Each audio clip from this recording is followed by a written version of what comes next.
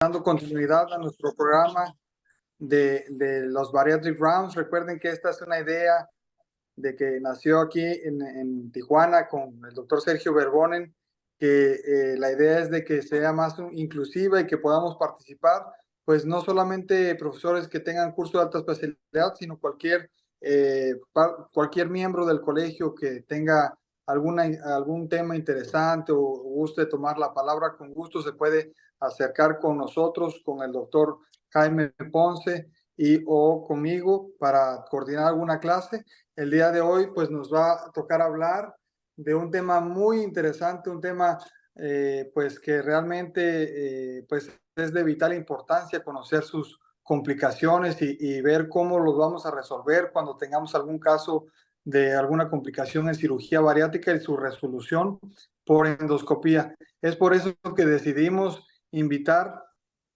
pues a alguien que es una persona que es una calidad de humano muy buena, es un cirujano que siempre está atento y siempre está presto a alguna complicación. Actualmente el doctor Alberto Michel, que es un amigo del Colegio de Cirujanos de Baja California aquí, es nuestro vicepresidente y ya próximamente al finalizar nuestro congreso que vamos a tener aquí en Tijuana, pues va a tomar las riendas del Colegio de Baja California.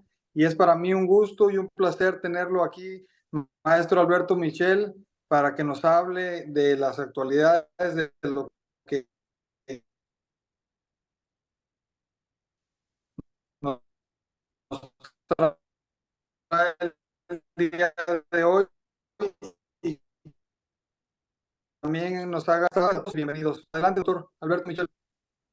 Muchas gracias, Jeffrey. Gracias por la invitación. Primero que nada, gracias al doctor Verbonen y a toda su comitiva por esa oportunidad. Y la verdad que me siento muy afortunado de estar aquí con todos ustedes. Y bueno, para empezar, vamos a platicar acerca de lo que viene siendo la cirugía. Vamos a platicar el día de hoy de las complicaciones o el manejo de las complicaciones en cirugía bariátrica. Les platico un poquito. Nosotros empezamos a hacer cirugía allá en el 2011.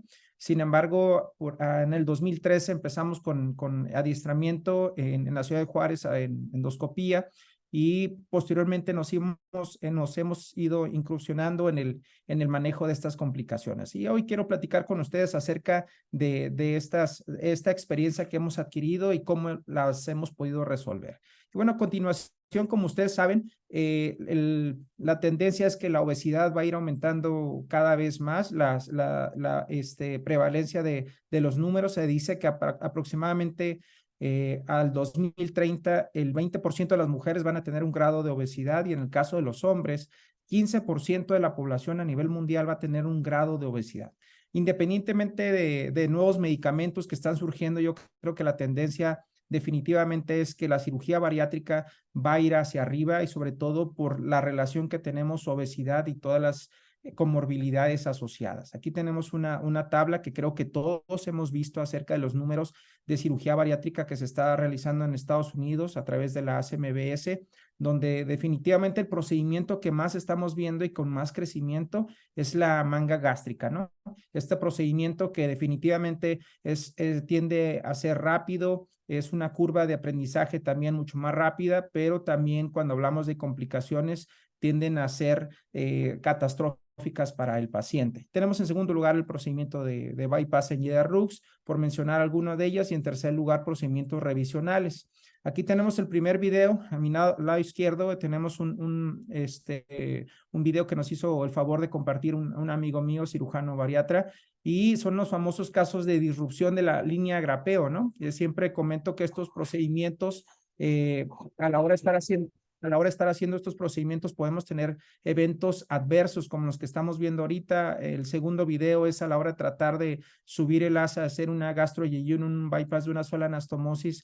Hay una disrupción también de lo que viene siendo el asa. Al final de cuentas terminó en un bypass en Rux. O bien estamos haciendo un procedimiento de manga gástrica. Ese es un caso nuestro, donde aparentemente no hay ningún problema. se hace el grapeo y en el tercer disparo vemos cómo se ocasiona también una disrupción y mal grapeo de lo que viene siendo el procedimiento. Afortunadamente, estos procedimientos, o a la hora de estar realizando estos procedimientos, pues tenemos alguna manera de poderlo resolver. Las situaciones cuando se presentan en el posoperatorio, ya sea inmediato o tardío en algunos casos. Entonces, cuando hablemos de fugas, la incidencia en el caso de bypass en Y de Rux es de 1.2%. Realmente esto lo vamos a ver a nivel de lo que es la gastroyeyunoanastomosis y la clasificación de Sendes, donde va a ir de precoz de 1 a 4 días, de 5 a 9 días o tardía mayor a 10 días. Cuando hablamos de una gastrectomía vertical, la posibilidad es del 1 al 3%, y como todos lo sabemos, lo vamos a encontrar a nivel del ángulo de His, y que se pueden presentar de una manera aguda, que es menor a 7 días, tempranas de 1 a 6 semanas, tardías de 6 a 12 semanas o crónicas hasta 12 semanas, que sabemos de antemano que entre más cronicidad tenga una fuga, una fístula, obviamente va a tener una posibilidad de curación o resolución menor. ¿Cuáles son los factores que podemos tener asociados en este caso? Pues definitivamente estamos hablando de factores isquémicos. En el caso de la manga gástrica, ya hemos visto de una y otra manera cómo la perfusión a nivel de lo que viene siendo ángulo de His es menor al resto del estómago.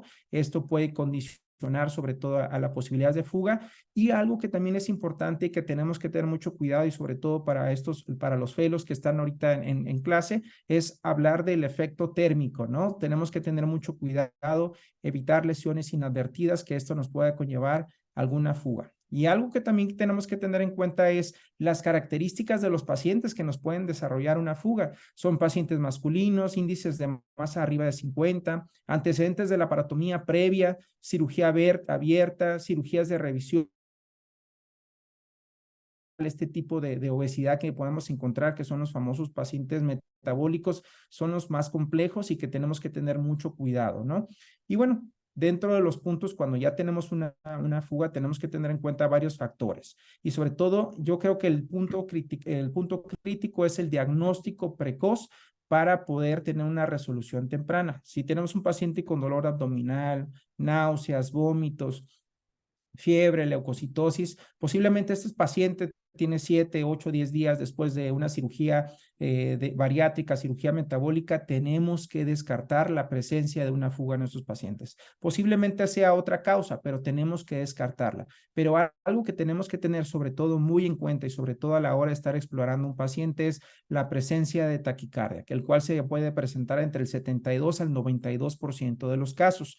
Y también tenemos que hablar de la severidad de los pacientes. No es un caso de un paciente que está estable, que ha tenido simplemente febrículas, a un paciente que trae dolor abdominal, que trae hipotensión, que trae taquicardia, que trae respuesta inflamatoria sistémica. Ahí el manejo puede variar. Y por eso hay dos tipos de gravedad, la que es el paciente que está estable o el paciente inestable. O bien la localización, la mayoría de las fugas las vamos a encontrar a nivel lo que ya hemos platicado, ángulo His, 2-3 centímetros de lo que viene siendo la unión esófago-gástrica, aunque en casos raros lo podemos tener a lo que viene siendo el cuerpo o a nivel de la parte del antro. Los periodos de duración, ya lo platicamos, pueden ser agudas, tempranas, tardías, crónicas, y pueden presentar cambios mixtos. Yo siempre que platico acerca del manejo de las fugas, me interesa sobre todo hacer hincapié en estos tres pacientes. Estos tres pacientes que vemos son tres casos diferentes. Es una paciente de 27 años de edad, es una paciente de 28 años de edad y es una paciente de 32 años de edad. Las tres tienen algo en común. Las tres pacientes fueron diagnosticadas de manera tardía. Son pacientes que se les hizo un diagnóstico a los 5, a los 7 o a los 12 días después de haber presentado sus primeros síntomas iniciales. Desafortunadamente, estas tres pacientes son pacientes que fueron enviadas a nuestros centros o que la manejamos conjunto con otro cirujano, y las tres pacientes fallecieron por complicaciones de cirugía bariátrica. Entonces, yo sí les quiero decir, sobre todo a los cirujanos que están empezando dentro de esto, los pacientes con fugas gástricas, si no se atienden a tiempo, pueden fallecer y tenemos que tenerlo en cuenta. O bien, a lo mejor no fallece, pero tenemos un paciente con un abdomen abierto, paciente con estancia hospitalaria prolongada, donde van a requerir 1, 2, 3 cirugías, y que esto, además de generar una estancia prolongada al paciente y una alta mortalidad, también tenemos que hablar del aspecto económico en estos casos. Y bueno, anteriormente, y siempre me gusta también presentarles este video, hace algunos años teníamos un paciente que nos reportaban con un absceso perigástrico de entre 100, 150, 200, entrábamos a la cavidad y ¿qué era lo primero que hacíamos? Entrábamos, liberábamos, disecábamos lo que era todo el estómago, todo lo que viene siendo la manga gástrica, tratábamos de liberar, ir y encontrar el área de la fuga, si era posible darle unos puntos, 1 punto, 2 puntos, hacíamos prueba con azul de metileno, había veces que no teníamos como tal a la mano a lo mejor la endoscopía y procedíamos a hacer puntos o esperar al endoscopista, ¿no? Actualmente esto realmente ya casi no lo estamos haciendo, en estos casos como estos abscesos bien localizados, donde no se ha diseminado, no hay una peritonitis generalizada, nos da la pauta a darles un manejo endoscópico y esto es algo que tenemos que tener en cuenta. No digo que ya no tenemos que abrir ningún paciente, pero sí tenemos que ver el paciente en el estado en que está. Si es un paciente estable, si es un absceso localizado, tenemos una herramienta que es la endoscopía. Pero ¿qué pasa con aquellos pacientes donde tenemos una peritonitis generalizada? Esto es una paciente que nos enviaron a los 14 días de su cirugía de remangueo, le habían hecho a esta paciente, llega con dolor abdominal, llega taquicárdica, llega con inestabilidad hemodinámica. Estos pacientes pues tenemos que entrar, tenemos que lavar, tenemos que hacer una buena disección. Obviamente si el paciente está en condiciones al momento de hacerlo por laparoscopía, pues hay que hacerlo, pero si hay necesidad de entrar, de abrir, pues no tenemos ninguna otra opción. Al final de cuentas lo que buscamos es que el paciente mejore sus condiciones. O bien también podemos tener un caso como el que vamos a ver a continuación, donde viene un paciente a la consulta que quiere hacerse un bypass porque dice que tiene mucho reflujo y que cada vez que come expectora, ha estado la paciente varias veces en terapia intensiva por neumonías atípicas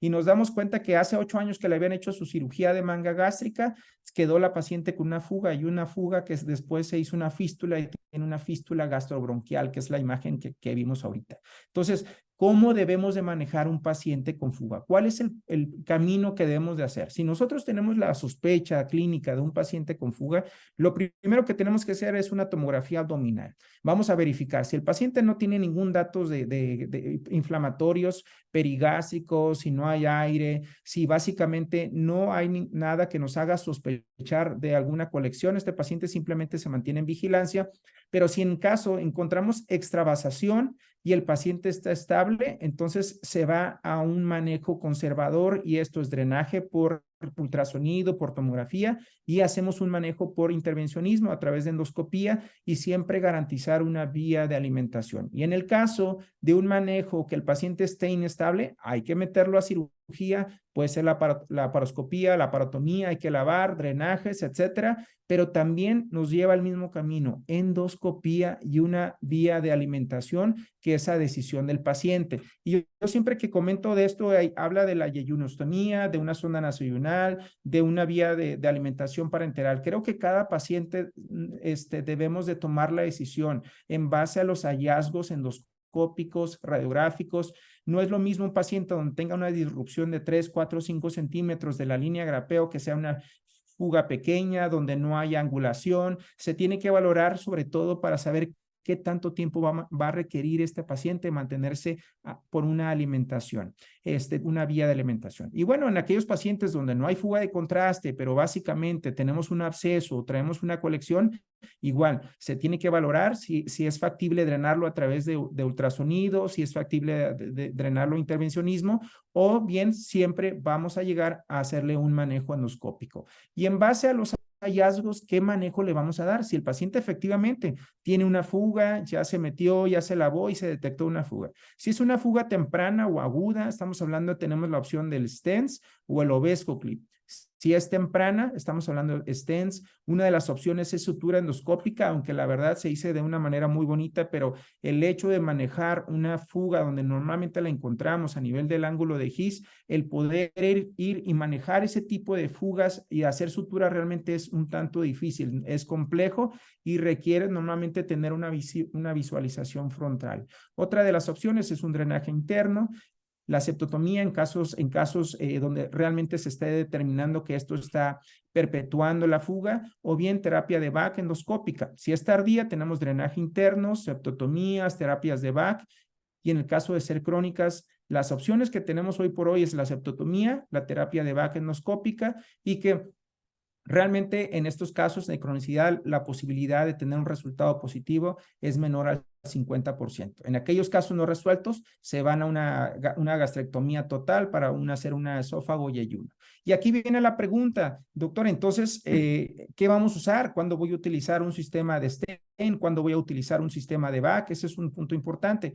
Yo en el caso de Ovesco Clip, lo que sí les quiero comentar es que esto normalmente lo vamos a utilizar en una fase muy temprana, donde son lesiones advertidas, donde el paciente tenga menos de 24 horas, 48 horas, donde no tengamos realmente un área importante de necrosis, de fibrosis, o que esto pueda básicamente ayudarnos al cierre hermético del área de la fuga. Esto puede ser una opción viable. Normalmente son lesiones que no nos dimos cuenta durante el transoperatorio y que podamos llegar y manejarlos. Sin embargo, en la mayoría de los casos que tienen más de 7 días, 8 días, ya tenemos un tejido desvitalizado, ya hay pus alrededor, ya no están las características que se deben de tener para colocar un Ovesco Clip. Entonces, si hay una cabida dentro del manejo endoscópico del Ovesco Clip, va a ser principalmente entre los primeros 2 o 3 días después de la colocación de haber realizado una cirugía de manga gástrica o bien un procedimiento de bypass. Allá por el 2016 tuve la oportunidad de estar con el doctor Gianfranco Natelli, al cual le llamo mi maestro, pero también es un amigo mío. Él ya tiene 617 casos. Les platico que ellos dejaron de utilizar el stent después de 2 erosiones que tuvieron esofágicas hacia lo que viene siendo la aorta abdominal. A la hora de estar sacando el stent, estaba erosionado este stent y los pacientes fallecieron a la hora de estar realizando estos procedimientos. Entonces ellos se dieron la tarea de buscar qué otras opciones teníamos, y entre estas opciones surgió el drenaje endoscópico interno, ¿no? Aquí tenemos una de las opciones, que es el multipropósito, el pigtail, y básicamente aquí la idea es que nos ha demostrado que tiene una tasa de éxito del 89% para fugas y hasta el 78% en el caso de las fístulas. Algo importante es que debe estar asociado sobre todo a un absceso perigástrico para que tenga éxito, y obviamente la visualización del trayecto de la fuga en nuestros pacientes, y lo importante es que tiene una posibilidad de inicio de la vía oral de una manera temprana. Básicamente es una buena opción cuando no hay una peritonitis generalizada, donde está contenido alrededor del área perigástrico como una de las opciones viables. Y una de las complicaciones que se deben de tener, y que esto es algo que se debe de platicar, es que aproximadamente el 13% de los casos pueden tener migración o bien sangrado, aunque nosotros venimos usándolo desde hace muchos años y hasta la fecha no hemos tenido ninguna complicación. Básicamente, lo que viene siendo en el algoritmo para el manejo de las fugas, el drenaje endoscópico se recomiendan para orificios menores a 10 milímetros. En el caso de ser mayores a 10, se recomienda el stent, y básicamente se les hace endoscopías entre la 6ª y la 8ª semana. Si ya no hay orificio, básicamente se retira el drenaje endoscópico. Si todavía se ve algún orificio pequeño, de menor tamaño, podemos utilizar en estos casos el sistema de Ovesco. Al final de cuentas, si ustedes se dan cuenta, el uso del stent, el uso del Ovesco, el uso del drenaje endoscópico, al final de cuentas se puede manejar de manera continua o al mismo tiempo o durante una terapia en determinado paciente. O sea, no estamos hablando exclusivamente se debe de manejar con stent, exclusivamente con un pigtail. Tenemos varias opciones y ahorita vamos a ver una gráfica del por qué esto es importante. Este es nuestro primer caso que tuvimos allá en el 2016, el cual lo manejamos con sistema de pigtails. Si ustedes ven abajo, ven el drenaje, es un drenaje purulento, es un drenaje que normalmente lo vamos obteniendo el día del transcurso de las 24 horas en el paciente, y vemos el orificio con una línea de sutura, se ve ahí por ahí. Entonces decidimos colocarle drenaje endoscópico, se coloca una sonda nasoional al paciente, todavía tenía su drenaje Jackson Pratt, el cual vamos retirando, hacemos un estudio de control tomográfico y ahí podemos ver en esta imagen la presencia de gas, la presencia del drenaje pigtail. Sin embargo, no hay diseminación de lo que viene siendo el contraste a través de las paredes. ¿Y qué hacemos en estos casos? Aquí tenemos el drenaje y vamos proyectando el retiro. Aquí lo vamos relacionando con cada 2 centímetros, de 2 a 1 centímetro lo vamos retirando hasta que ese retiro de drenaje se realiza y solamente hacemos que el drenaje endoscópico tenga su función. Este es un caso también que tuvimos por allá del 2016, es un caso donde tenemos, obviamente ahí se ve el orificio, el área de la fuga, colocamos drenajes endoscópicos y vean esta primera imagen y la tercera imagen, son exactamente el mismo caso, pero completamente granulado. ¿Cuál es la clave de estos casos? Básicamente la clave para que funcionen bien unos drenajes endoscópicos es que tenemos que retirar los drenajes externos. Queremos evitar que se haga una comunicación hacia piel y que eso se nos haga una fístula. Entonces, siempre que nos solicitan o siempre que tenemos un caso es ver dónde está el drenaje y el retiro progresivo para evitar el trayecto y sobre todo que el drenaje endoscópico haga su función. Otro caso más, aquí tenemos el orificio grande, lo podemos ver, aquí se ve, caben 2 drenajes hasta 3 y aquí ya vemos en las siguientes imágenes al mes cómo ya está completamente granulado ese tejido. Y tenemos otro caso, otro paciente, vean, toda esta es la cavidad abdominal, estamos dentro de la cavidad abdominal a través del endoscopio, ahí ya hicimos desviridación, por ahí tenemos videos de pacientes donde les hacemos desviridación continua, lavamos usamos desde oxigenada, usamos microcin, hacemos desviridación completa, lo mismo que muchas veces podemos hacer una cirugía laparoscópica, lo hacemos sin necesidad de abrir estos casos y aquí ven la primera imagen como un drenaje de Penrose está dando bastante y en los visualizaciones o en las endoscopías continuas ya vemos, miren cómo se ve toda esta área de imagen granulada, realmente es un caso de éxito sin necesidad de que esta paciente sobre todo esté hospitalizada, la manejamos normalmente con pacientes con el manejo ambulatorio. Este es un paciente que nos mandaron de la ciudad de Mexicali, tenía completamente la pared externa de lo que viene siendo de un bypass de una sola anastomosis. Aquí podemos ver cómo se había abolido, tenía mucha tensión a esa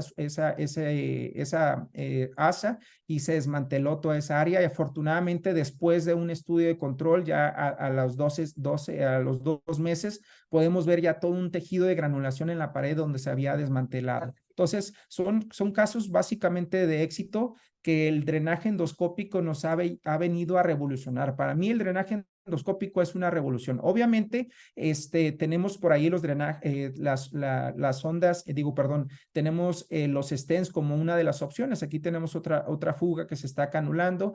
Y hay casos en donde definitivamente, además de donde tenemos estos drenajes endoscópicos, tenemos como tal el septo, ¿no? Famoso. Entonces, ¿qué hacemos? Con APC, nosotros usamos APC y hacemos una septotomía. Esto nos ayuda a tener una mejor respuesta, pero a veces también necesitamos hacer una dilatación de lo que viene siendo a nivel de lo que es ángulo de His. Tenemos que utilizar los balones de acalasia, vemos bajo fluoroscopía, bajo imagen, vemos que se haga una buena dilatación y esto también nos ayuda para tener una mejor respuesta en los pacientes. Actualmente, además de estas opciones que estamos manejando, también manejamos el sistema de Bujicap. Esto es una dilatación directa, lo podemos hacer de manera progresiva, 11, 12, 13, 14, 15, 16, nos vamos, sobre todo en estos pacientes donde sí se tenga una estenosis a nivel de lo que viene siendo cisura angularis y esto podemos hacerle una visión directa y podemos ver perfectamente cómo estamos liberando esa área de estenosis, cómo podemos también brincarla y sobre todo la posibilidad que nos da de que lo hagamos de una manera directa. Aquí estamos en nuestro centro, a veces encontramos estas imágenes, encontramos estas imágenes también concepto, donde apoyados de APC podemos quitar estos tabiques en el área de las fugas. Y bueno, todo concluye para lo siguiente. Esta es una imagen donde básicamente el éxito con el manejo endoscópico en caso de fugas es del 89%, fístula 78%, en drenaje, en abscesos del 90%. Pero cuando lo hacemos de manera combinada, ya sea en el caso de cronicidad, de colecciones o fístulas, vamos a tener una mejor respuesta. Entonces, no nos podemos casar con la idea que solamente va a ser el manejo a través de puros drenajes o a través de un stent, sino tenemos diferentes opciones. Y aquí tenemos el stent. El stent es una de las primeras líneas de tratamiento que tenemos hasta la fecha. Realmente nosotros casi no la usamos porque básicamente le causa mucho mucha sintomatología del paciente, tiene una tolerancia regular, sí tiene una efectividad en el caso de sin colecciones. Normalmente necesitamos, si hay una colección aledaña a un stent, tenemos que drenarlo por alguna de las diferentes opciones, y la efectividad global básicamente es muy parecida a una a otra, ¿no? 80 al 90% en el caso de drenajes endoscópicos versus stent. La única diferencia, y que se ha comentado, es que con el stent se podía empezar de una manera muy temprana la vía oral, aunque aquellos que han manejado pacientes con stent sabemos de lo que estamos hablando, y esto va a ser dolor,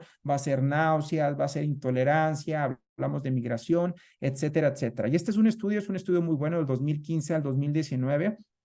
Básicamente fueron 58 pacientes donde ya se utiliza el megastent famoso, donde básicamente fueron 16 pacientes en el cuales sí falló el tratamiento, en 42 pacientes hubo resolución.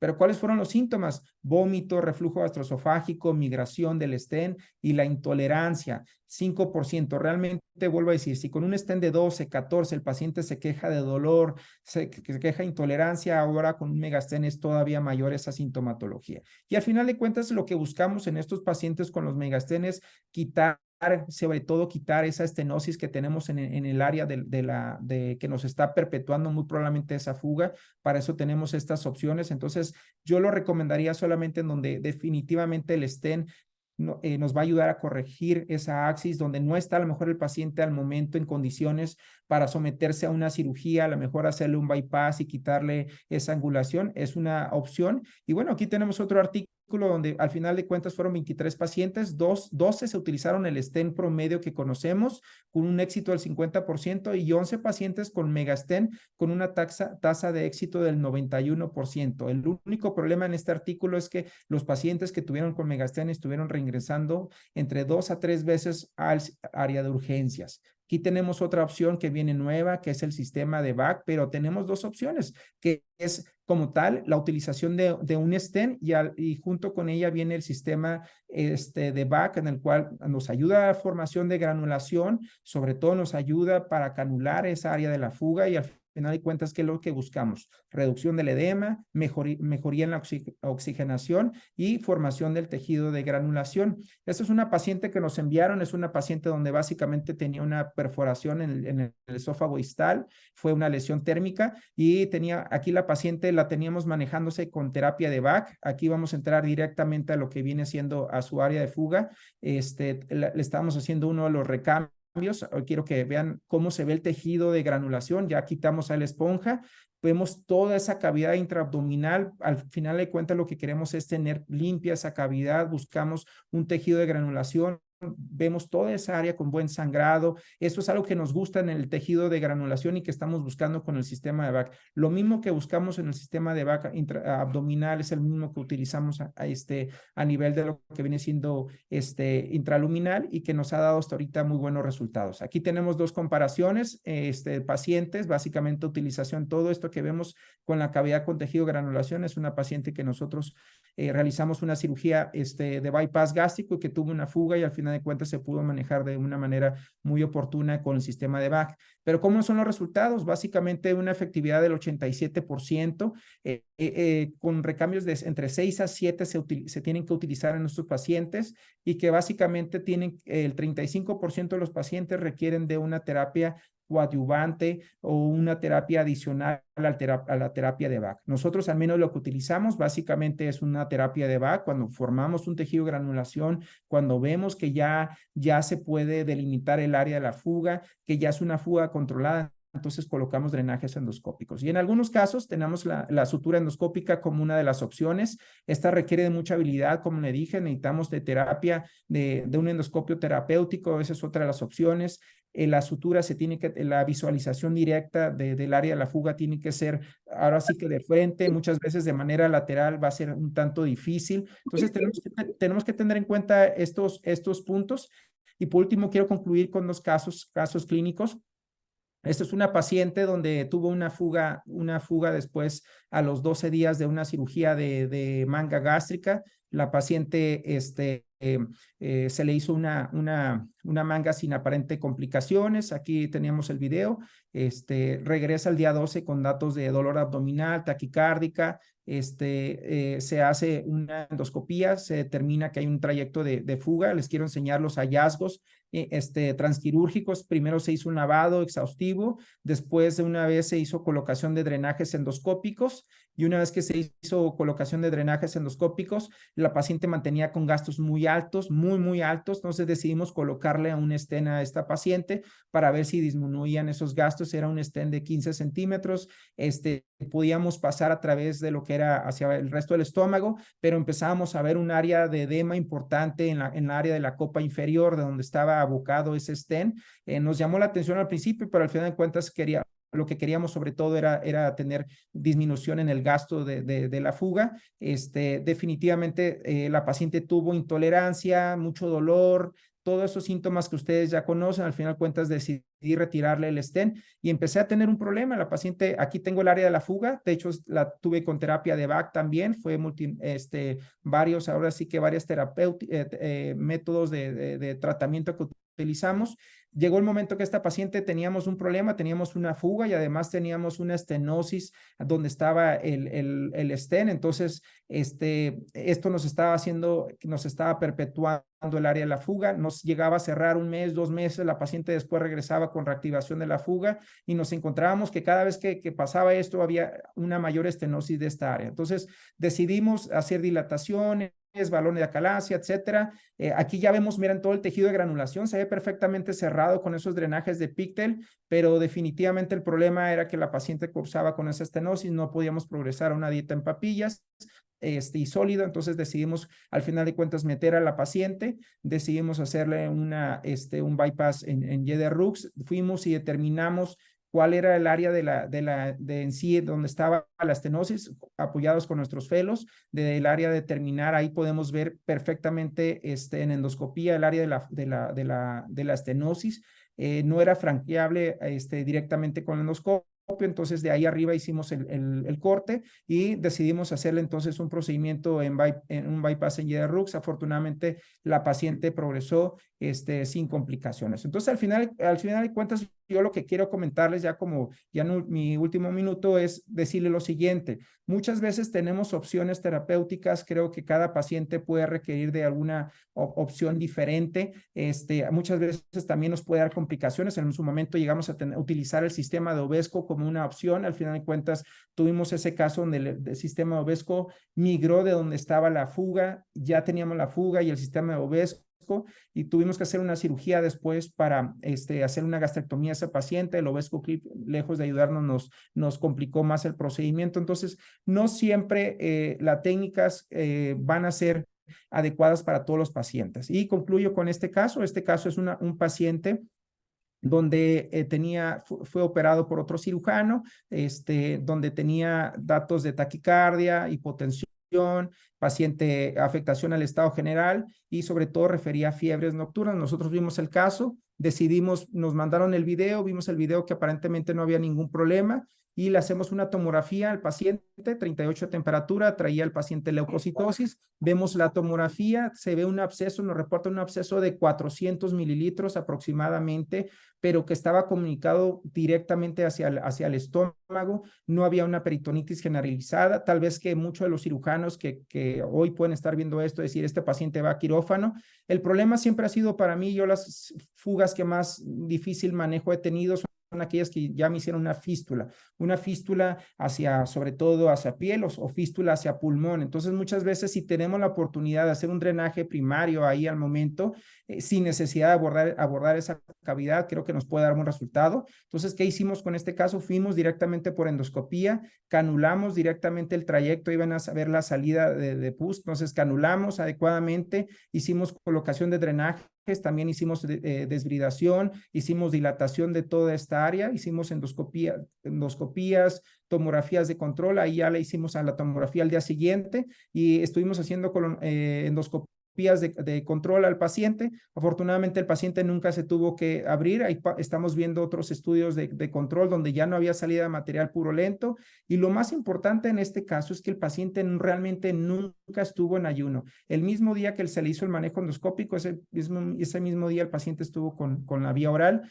y no solamente estuvo 2 días de estancia hospitalaria, el paciente progresó bien y sin ningún problema. Entonces, concluyendo, el manejo endoscópico entre el VAC, sistema de drenajes endoscópicos, el sistema de Stent, son opciones que nos pueden ayudar a mejorar sobre todo el pronóstico del paciente, pero sí tener en cuenta que entre más rápido nosotros hagamos el manejo, más rápida va a ser la resolución y una disminución en la mortalidad. Y por último, quiero agradecer a mi equipo de Obesity Now For Me, porque la mayoría de nuestros casos, 12 casos hemos tenido nuestros en el lapso de 12 años, uno por año, es los que nos han quitado el sueño, pero hemos manejado más de 40 pacientes que no son de nuestro centro, que nos han estado enviando. Ahorita a la fecha tenemos 4 pacientes en manejo de fugas que vienen de otras regiones y que realmente no cobran absolutamente nada, lo hacemos por amor al arte y que gracias a ellos hemos podido lograr éxito en estos pacientes. Muchísimas gracias.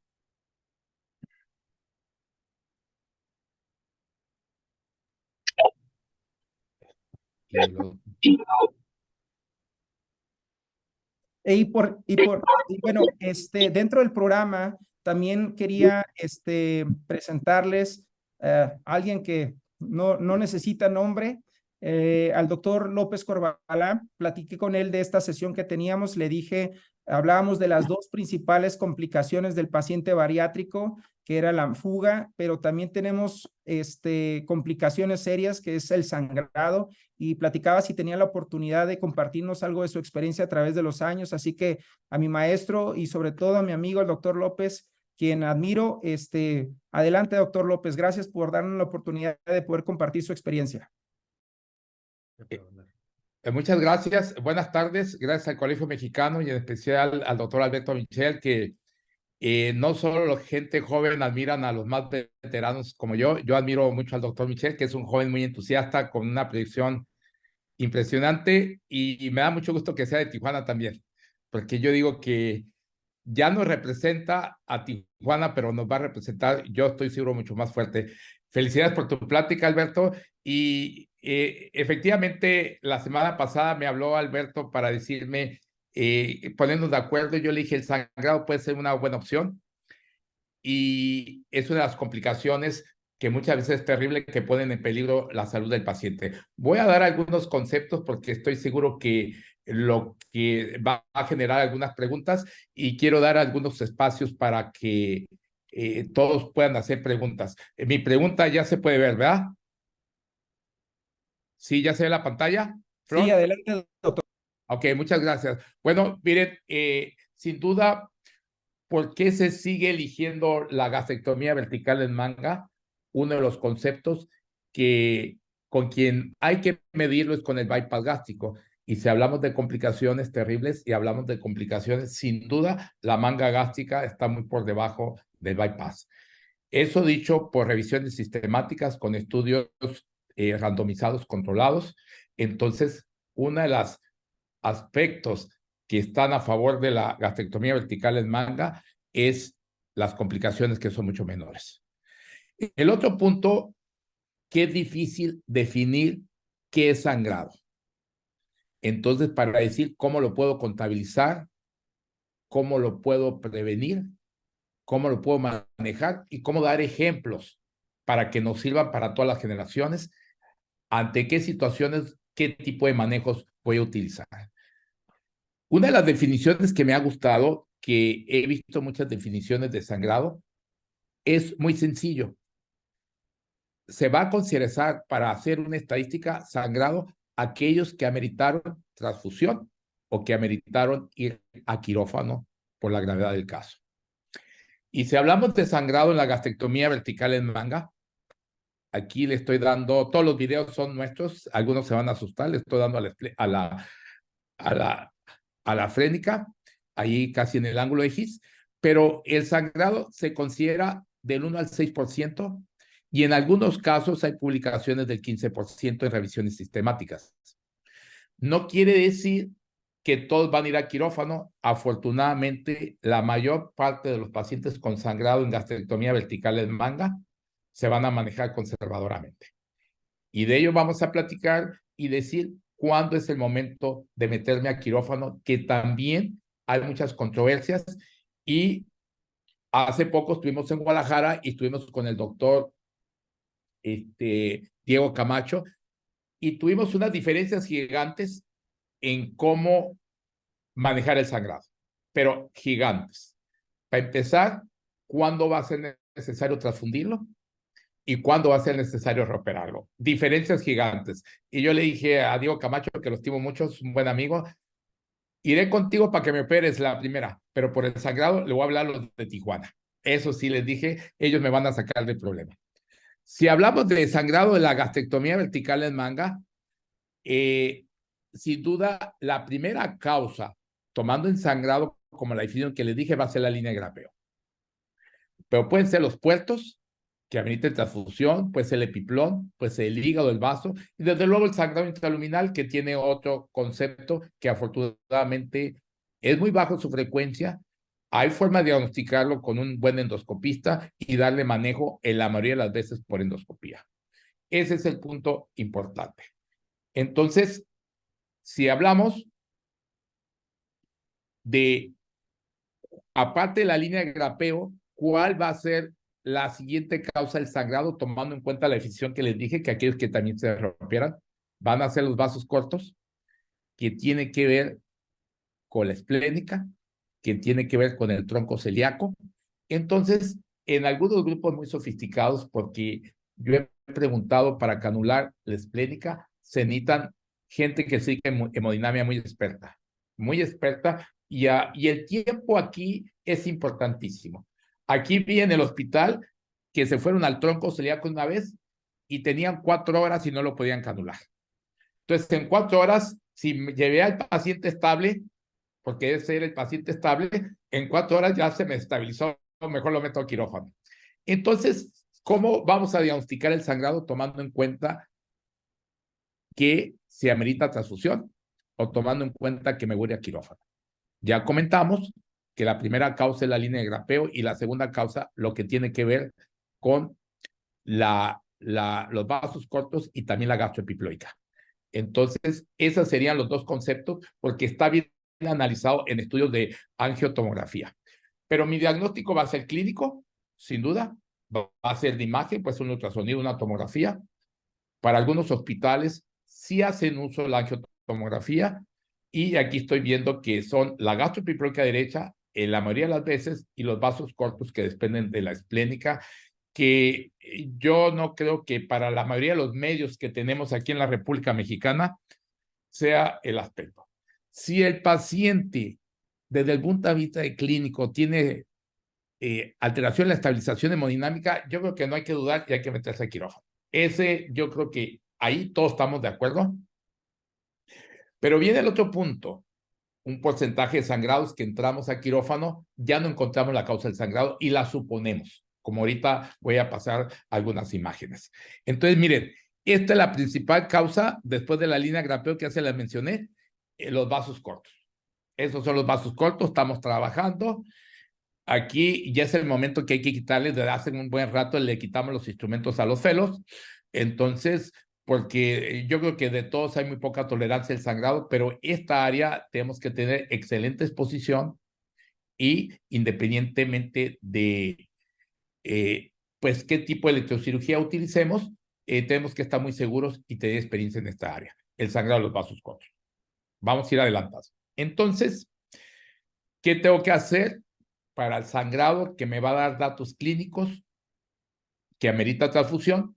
¿O qué voy a hacer para el sangrado que me va a llevar al quirófano? Primero, la prevención, que es una técnica quirúrgica adecuada, que quiero decirle que en mis tiempos no hay nada de lo que hay ahorita. Ahorita yo le digo que el cirujano joven que se está entrenando y está llevando un fellow, hay una gran diferencia con los que hicimos curva de aprendizaje sin tutoría. Y yo en unas publicaciones he escrito siempre que curvas de aprendizaje sin tutoría se pagan con complicaciones. Ese es el punto. Y yo me acuerdo, junto con el doctor Guzmán, habernos sentido impotentes muchas veces porque no teníamos quien nos sacara del apuro. De la técnica quirúrgica, la tutoría son muy importantes en nuestros aspectos. Se ha hablado mucho de la selección del grapeo y vamos a ver qué dicen los trabajos.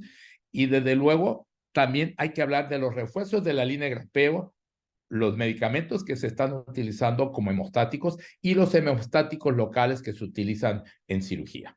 Vamos a dar algunas consideraciones. Miren, en uno de los consensos más importantes que se han publicado en los últimos 3 años, y lo que dice el Perfect Sleep, que es un libro que se difundió por todas partes y que dieron consejos en relación a la manga gástrica.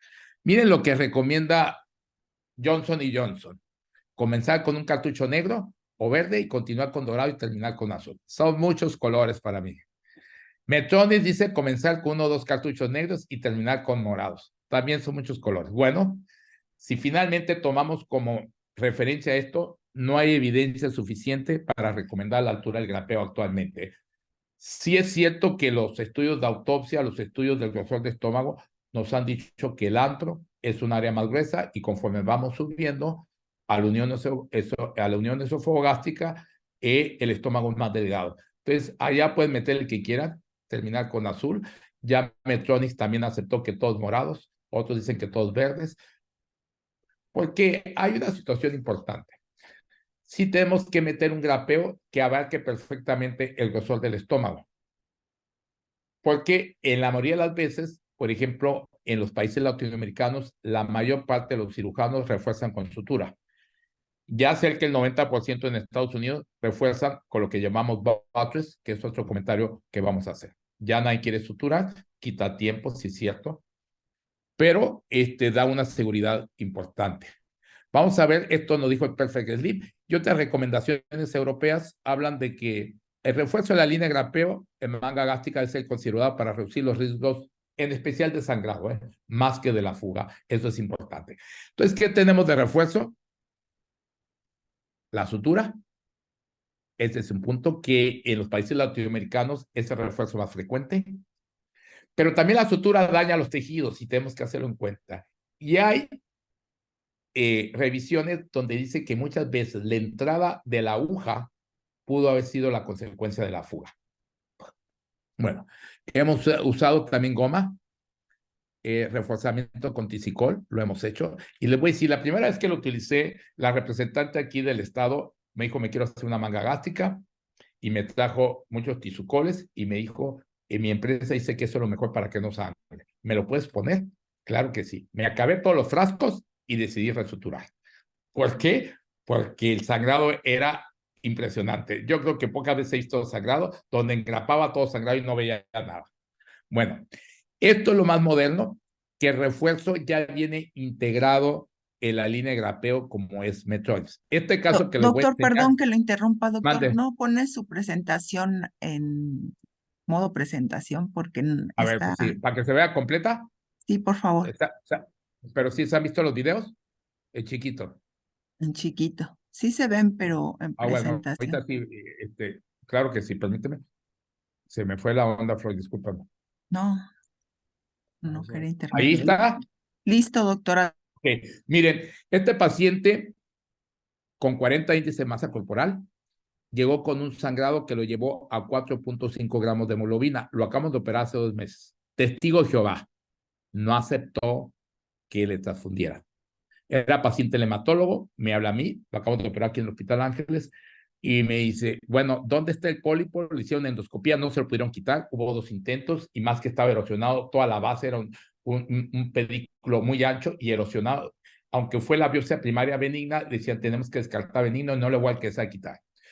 Se le hizo endoscopía transoperatoria porque casi la lesión se iba a la unión esofagástrica. Afortunadamente, lo podemos hacer. Como era testigo de Jehová, le dieron homorreológicos y subieron la hemoglobina casi a 7. Y me dice el endoscopista, me dice el grupo de gastro, mira, doctor, nos puede volver a sangrar mañana pasado y la puede matar. Y no acepta sangre. Yo le dije, si yo la necesito el quirófano, la voy a necesitar. Entonces decidimos ponerle lo que tiene Medtronic, donde el grapeo ya viene integrado el refuerzo. Es un refuerzo biológico, el de Medtronic, otros son no biológicos, que no son absorbibles y unos son absorbibles. Entonces yo quería condicionar ser una cirugía más segura y checar que en el fondo gástrico se fuera ese pólipo que la llevó a la paciente a 4.5 gramos de hemoglobina. Y no solo eso, hemos ido aprendiendo que cada vez hay sustancias de hemostáticos. Vean lo que es el Surgicel Powder, que los hemos utilizado en pacientes de vesícula, en pacientes de manga. Ahora, hoy mismo hicimos una esplenectomía en la mañana y una paciente con púrpura trombocitopénica, pues digo, tengo que usar toda la tecnología porque quiero que no me sangre. Entonces, este es un hemostático que es un polvo y que lo que hace es una celulosa y ayuda a que se haga el coágulo.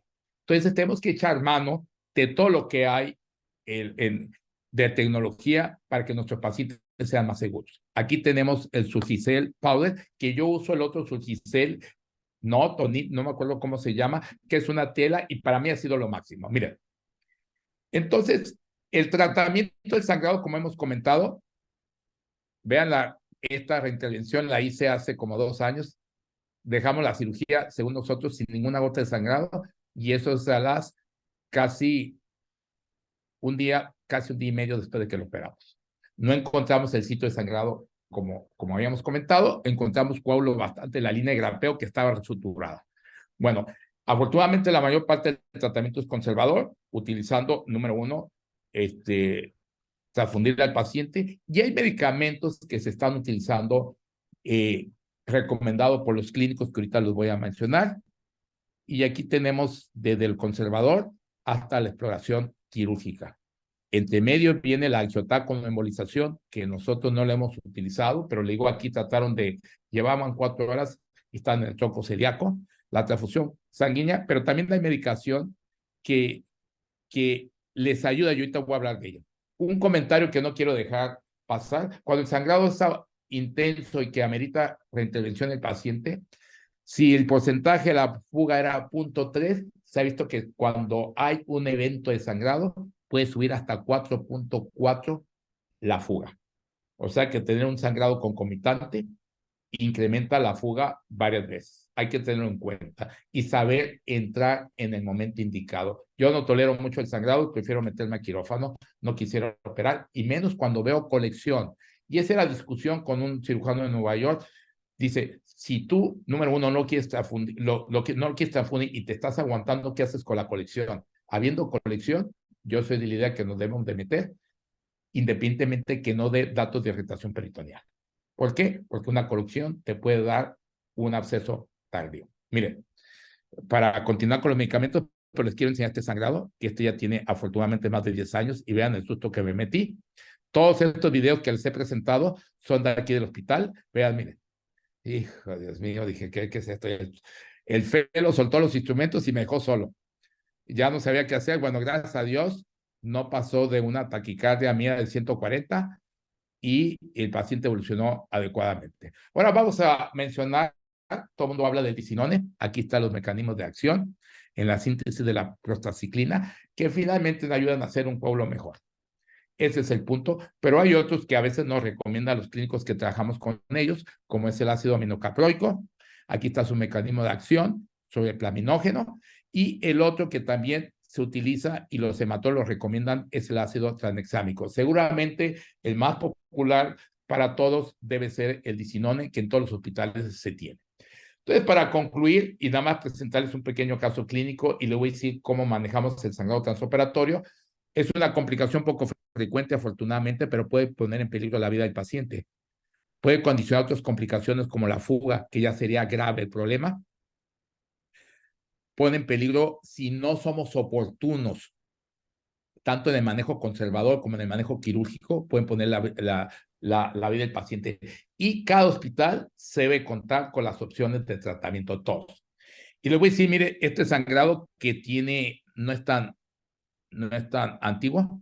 Y para Beto, que trabaja el doctor Hillary con él me estaba ayudando, los dos estamos haciendo, y miren lo que pasa.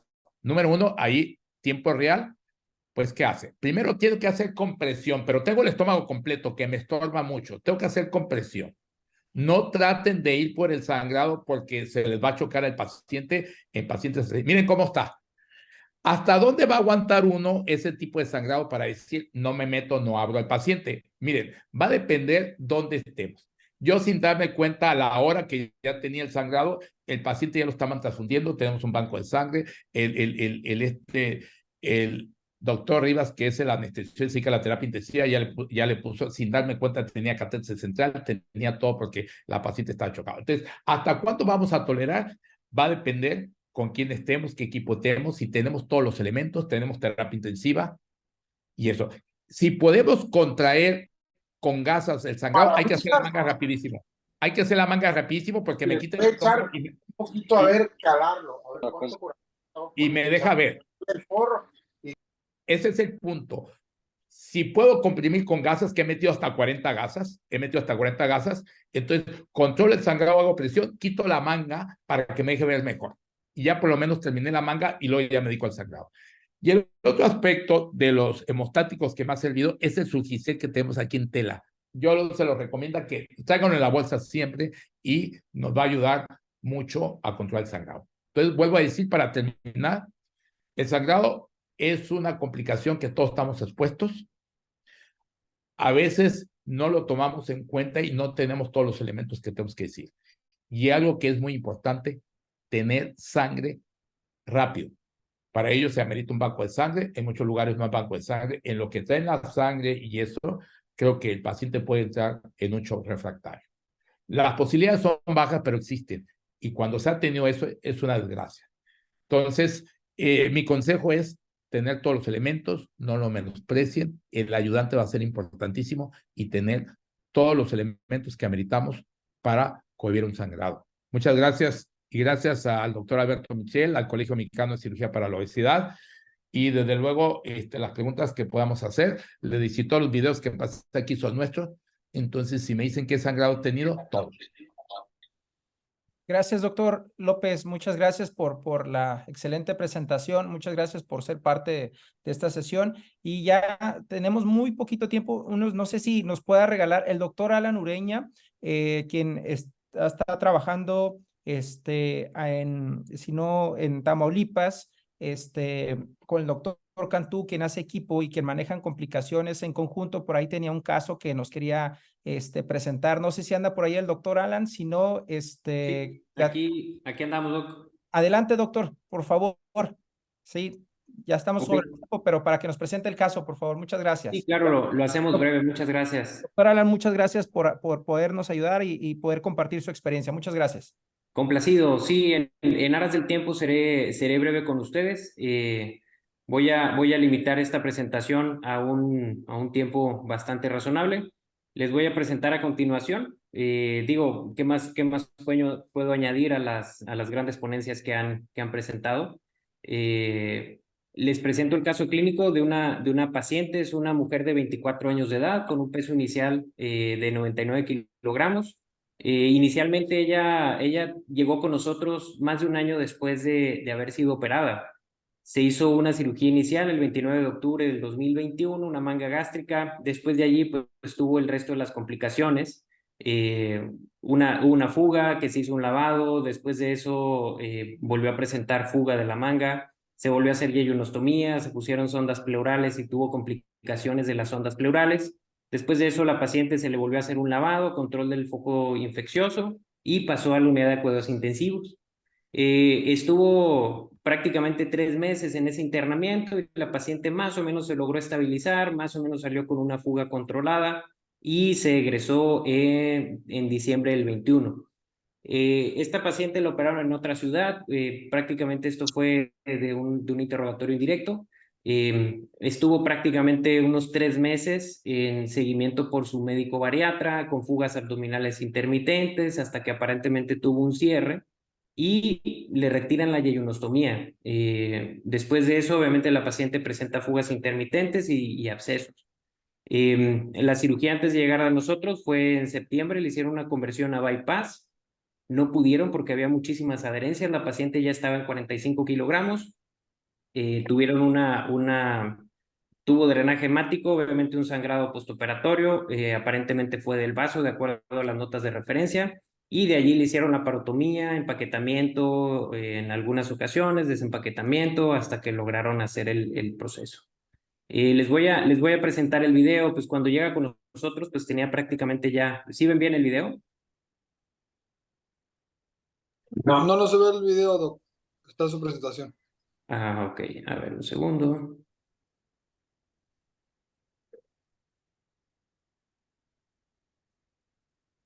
Mil disculpas. Ok, entonces, este es el video de la paciente. Prácticamente, si se fijan, pues era una laparotomía, una herida amplia completamente en donde estaba fugando. De entrada, pues tenía un orificio de la yeyunostomía, una gran cavidad abajo, el abdomen completamente quemado. El primer procedimiento índice que hicimos por endoscopía, pues obviamente se documenta la fístula. El anestesiólogo, mientras insuflaba, pues se veía cómo estaba fugando completamente por el abdomen. Pues después de eso decidimos ya hacer la revisión endoscópica. En esencia, pues bueno, pasamos al estómago, se logró visualizar la manga, tenía básicamente lo que ya había comentado el doctor Michel, una estenosis a nivel de la incisura. Logramos acceder con mucha dificultad hacia la parte del intestino delgado y el duodeno. Ahí estamos entrando en esta parte del video hacia la cavidad a través del orificio. Se alcanza a ver un material de sutura que le habían puesto en una cirugía anterior. Y pues bueno, echamos mano de todas las herramientas que llegamos a tener disponibles. Hay mucho tejido de granulación por fuera de la cavidad y pues bueno, ahí se alcanza a observar el píloro y hacemos una revisión detallada del resto del estómago. Pues es importante lo que ya conocemos. Tenía un orificio de más o menos 30 milímetros de diámetro. Por ahí se estaba saliendo prácticamente todo el alimento que consumía la paciente. Y pues básicamente esto es lo que les comento. Pues si se tiene una estenosis o una acodadura bastante importante a nivel de la incisura, pues esto perpetúa el ciclo y hace que siga teniendo las fugas. En este caso, pues bueno, aquí se está documentando por medio de la endoscopía el orificio. El orificio está abajo a la izquierda, entonces se hace pasar el endoscopio y pues prácticamente ese trayecto comunica a una gran cavidad de un absceso perigástrico, pero aquí desafortunadamente se tenía una comunicación directa con la herida de la línea media. Entonces, pues sí, tratar este caso ha sido bastante más complejo de lo que anticipábamos, precisamente porque la salida natural del líquido pues es hacia el exterior. Entonces aquí hacemos pasar el endoscopio a través de todo este trayecto y pues nada, se observa cómo llega hasta la parte externa, hasta la piel y está completamente comunicado. Ahí estamos evidenciando, pues realmente por este orificio y por esta cicatriz, por esta herida crónica, que había prácticamente la totalidad de la mano. Si dirigíamos el dedo alcanzábamos a tocar el interior del estómago. Entonces lo que decidimos pues fue hacer un manejo inicial para control de daños. La paciente cuando se operó tenía 99 kilogramos. Una de las cirugías previas que les decía, de la conversión a bypass fallida, fue cuando tenía 45 y llega con nosotros con 31 kilogramos, completamente caquética y desnutrida. Entonces la prioridad fue hacer un manejo y empezar a tener un abordaje para la nutrición. La paciente ya había perdido la cuestión de la institución, ya no teníamos acceso a darle una NPT, entonces pues fue una parte bastante compleja. Ya después el siguiente escalón que decidimos hacer, una vez que había mejorado, eso fue un mes después de haber colocado esta sonda nasoyeyunal, nasoduodenal para alimentarla, decidimos hacer una colocación de pigtails hacia la porción externa. Obviamente que nos dimos cuenta que esto no fue lo más adecuado y una semana después decidimos hacer un abordaje un tanto diferente. Entramos a través de la herida de la línea media, intentamos hacer pasar el endoscopio desde la boca hasta el duodeno para tratar de restablecer al menos el acceso enteral, pero finalmente lo que decidimos hacer fue meter el endoscopio por medio de la herida, o sea, en el interior de la herida doblamos el endoscopio y fue la mejor manera en la cual logramos tener un acceso para una nutrición enteral. Ahí, fíjense cómo está el endoscopio precisamente en el interior de la cavidad. Aquí se ve el gran orificio a través del cual pues está comunicando el estómago con el resto del abdomen. Y pues esto pusimos una sonda de alimentación guiada, esencialmente para que pudiéramos tener un acceso y una vía enteral. Aquí está el tamaño de la herida, completamente abierto. Una paciente ya en esta época, cuando la vimos, llegó a nadir de 27 kilogramos. Entonces la alimentación era una situación urgente. Además, aquí está pasando la sonda a través del orificio para ponerla pues prácticamente de la herida directo al duodeno y con eso restablecerlo. Esta paciente se le estuvo dando NPT en el año anterior y obviamente empezó a tener problemas hepáticos, no estuvo tolerando, las formulaciones le empezaron a tener problemas, tuvo varios incidentes de infección de catéter central, estaba multifuncionada, ya prácticamente una NPT estaba fuera del radar por la cuestión de dos catéteres yugulares de un lado, con estenosis de la subclavia, un catéter subclavio en el otro lado, una chica bastante joven y decidimos no ponerle NPT por vías femorales, también por el riesgo de infección. Entonces, así fue como iniciamos el tema de un abordaje nutricional. Obviamente, el endoscopio nos sirvió para guiar que esta sonda se fuera hacia el duodeno. Aquí ya estamos viéndolo desde arriba y la sonda, pues obviamente está desde la piel hasta el duodeno.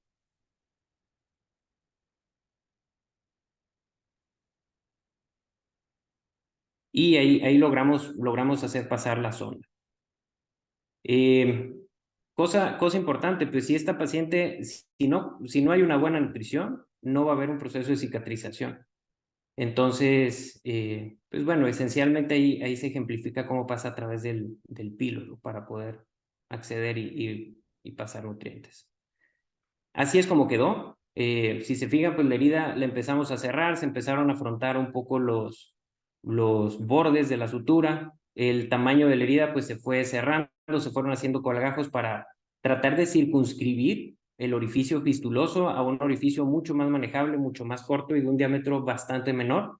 Afortunadamente con la nutrición la paciente empezó a ganar peso, se empezaron a dar aporte de proteínas, empezó a cerrar y pues obviamente si se fijan pues esta sonda va a través del píloro, entonces de todas maneras la tuvimos con agua, al menos ya estaba muy contenta porque podía tomar agua, eso facilitaba que tuviera cierto aporte o cierta comodidad y ayudaba muchísimo a que también tuviera ese lavado, por así decirlo, unas curaciones, un aseo de esa oquedad. El siguiente paso que hicimos en ella fue, pues bueno, tratar de controlar ese orificio fistuloso utilizando una sonda Foley, una sonda con balón, y esto pues esencialmente lo que hacía era ocluir el interior del trayecto y nos aseguramos por medio del endoscopio que no hubiera una estenosis que nos impidiera el paso del endoscopio y el paso de la comida. Aquí la ventaja pues es que la paciente desde este momento, que fue mes y medio después, se le pudo empezar a dar alimentación completa, ya no teníamos evidencia de fuga a través del orificio. Ese orificio, conforme han pasado los meses, la última revisión endoscópica que hicimos fue en mayo, entonces de mayo para acá prácticamente la sonda se fue disminuyendo el calibre. Esta es una 14, se fue poniendo 12, 10, 8, después se puso un catéter Fogarty y pues bueno, ahí en esencia se ve cómo no fuga, ¿verdad? Esto obviamente permite que la paciente tenga una alimentación enteral sin mayor problema. Les voy a mostrar la última fotografía de cómo está la paciente actualmente. Entonces, esto obviamente durante el proceso de evolución, la comida sí llegaba a empujar la sonda con facilidad la lográbamos hacer pasar por el orificio. Si se fijan, la paciente empezó a ganar peso, ya el panículo adiposo dificultó el control de ese foco séptico, de ese foco de fístula. Inicialmente poníamos una bolsa de colostomía para hacer el control, pero después fue mucho más difícil. Pero bueno, pues se fueron disminuyendo los calibres de la sonda, la paciente ganó peso, actualmente está en 55 kilogramos y esta es la paciente sin mayor problema, sin fuga y con una resolución esencialmente 8 meses después del tratamiento. Doctor Alan, pues la verdad que yo que he vivido esta experiencia con pacientes con fístulas gastrobronquiales, pacientes con alta mortalidad o que básicamente han ido a otros centros y que les dicen que ya no tienen ninguna esperanza, O bien, el punto aquí es, yo siempre les digo, si podemos salvar a este paciente, hacerle una esófago yeyuno anastomosis, que a veces suele hablarse de una manera muy sencilla, pero con pacientes que tienen una alta mortalidad, ya son pacientes desnutridos, pacientes que el simple hecho de tener una esófago yeyuno ya nos habla de ciertos efectos no benéficos para el paciente, ¿no? Entonces yo siempre soy de la idea de tratar de preservar el estómago como última opción en estos pacientes. Yo la verdad lo felicito porque es un excelente caso. Yo creo que la satisfacción que puede tener de ver a esta paciente reintegrándose a su vida normal, eso no tiene precio. Así que es un excelente caso y lo felicito y ahora sí que todos aprendemos de casos como ellos. Muchísimas felicidades y gracias por poder compartir con nosotros su experiencia, doctor. Hombre, muchísimas gracias, doctor, por la invitación y por el espacio. Y digo, pues, ¿qué más puedo añadir con dos grandes de la bariatría? No, gracias. Muchas gracias, muchas gracias. Esperamos que si se llegan a presentar casos, ahora sí que hagan en buenas manos como las suyas. Muchas gracias, doctor. Juan Antonio López, muchas gracias y dejo aquí al doctor Jeffrey encargado. Gracias a todos. Bueno, pues le voy a dar la palabra al doctor Sergio Verbonen para que dé pie a las preguntas. Si alguien tiene alguna pregunta antes de que pase el doctor Sergio, yo también me uno a la felicitación. Excelente caso, de verdad que al ver a la paciente yo juraba que iban a decir, hicimos todo lo que intentamos y todo lo que se podía y luchamos y falleció, pero no, al contrario, fue todo muy bonito y me parece un excelente caso y creo que era uno de los puntos a tratar, la importancia de la cirugía, de la terapia endoscópica en complicaciones y pues aquí está un caso real y un caso que pues nos deja mucha enseñanza y al doctor, pues muchas gracias por su participación. Lo dejo con el doctor Sergio Verbonen. Bueno, realmente los tres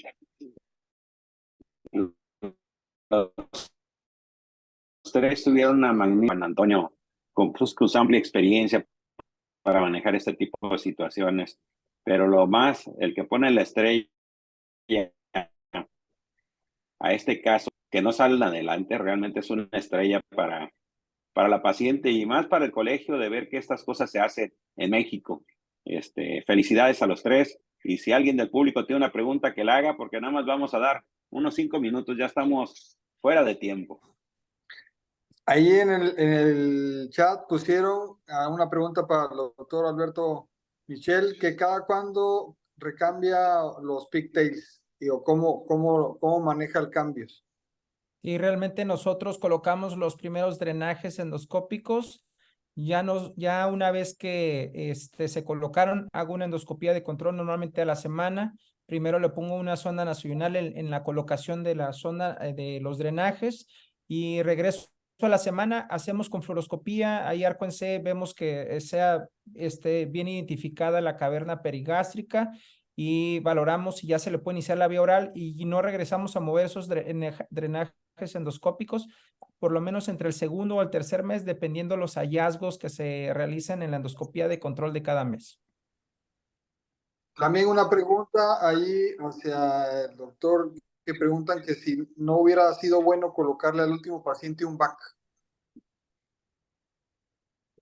A la última paciente, de hecho, se consideró, pero el objetivo de esto fue, en primer lugar, asegurar el tema de la nutrición. Y la cuestión del VAC, consideramos que no era el mejor momento por el tema de que primero queríamos contener y disminuir el tamaño de ese abdomen catastrófico, de ese gran orificio, de esa gran caverna, circunscribirlo que fuera una cuestión más pequeñita. Entonces, lo que creo que cabe la pena, o lo más rescatable de este caso es, en primer lugar, asegurar la nutrición. Esta paciente en su cirugía le habían puesto una yeyunos, con la nutrición estaba empezando a cerrar esa fuga, le quitan la yeyunos y se viene abajo y se abre y las heridas se empiezan a ampliar y se empieza a hacer esta gran cavidad y esta gran caverna y este gran espacio de disección.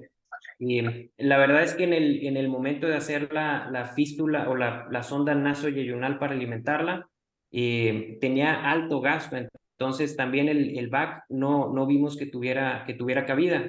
Pero sí en algún momento, cuando ya estaba siendo más delgado ese trayecto, sí consideramos poner un endovac o un endovac por adentro y hacer un colgajo cutáneo externo para tratar de obliterar esa fístula.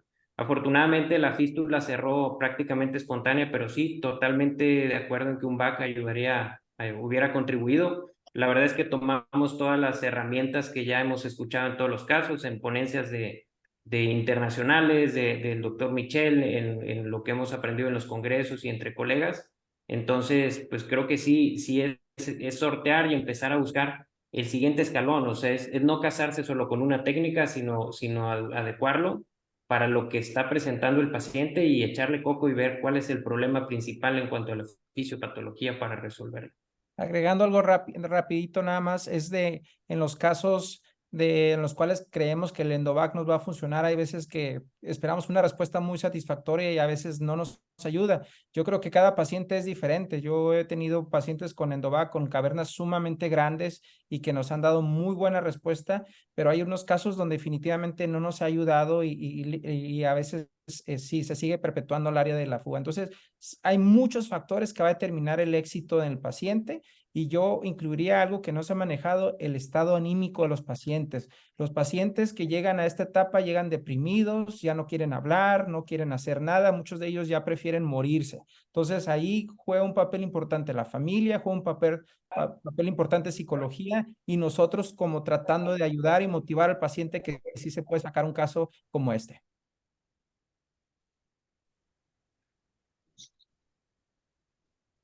Perfecto. Aquí preguntaba maestro Alberto Michel si pudiéramos elegir un paciente para terapia por IVAC o un paciente para Big Taylor rápidamente, ¿cuál sería uno u otro?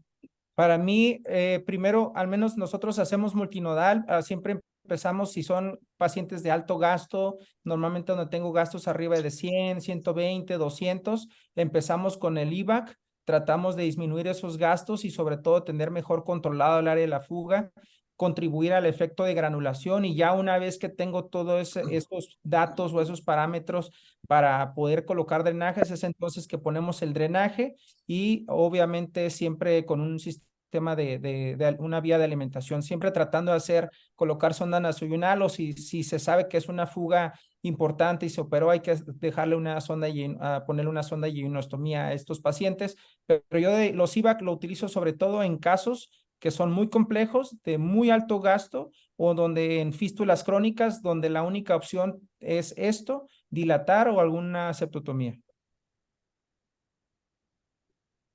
Perfecto, perfecto. Bueno, pues si no hay alguna otra pregunta, creo que ya estamos en tiempo y pudiéramos platicar mucho más sobre estos temas. De verdad que son apasionantes y creo que hemos llegado a un buen número de personas, casi 120 y tantos participantes de las más concurridas. Y quiero dar las gracias al doctor Alberto Michel, al doctor López Corbalá y al doctor, se me olvidó el nombre del doctor Alan, que por su excelente presentación. Creo que esto, como dijo el doctor Sergio, enriquece al colegio, que hay que empezar a hacer más endoscopías y empezar más tratamientos endoscópicos. Sin ninguna duda, creo que este va a ser el futuro de la resolución de las complicaciones, más el presente, el cual no hay futuro de ser presente, y creo que debemos de ir echando de la mano de los endoscopistas cada día más para el beneficio de nuestros pacientes. Ya para terminar, pues le doy la palabra al doctor Sergio para que concluya nuestra sesión. bueno, pues vamos a continuar. Acabamos de terminar un congreso en Villahermosa, Tabasco.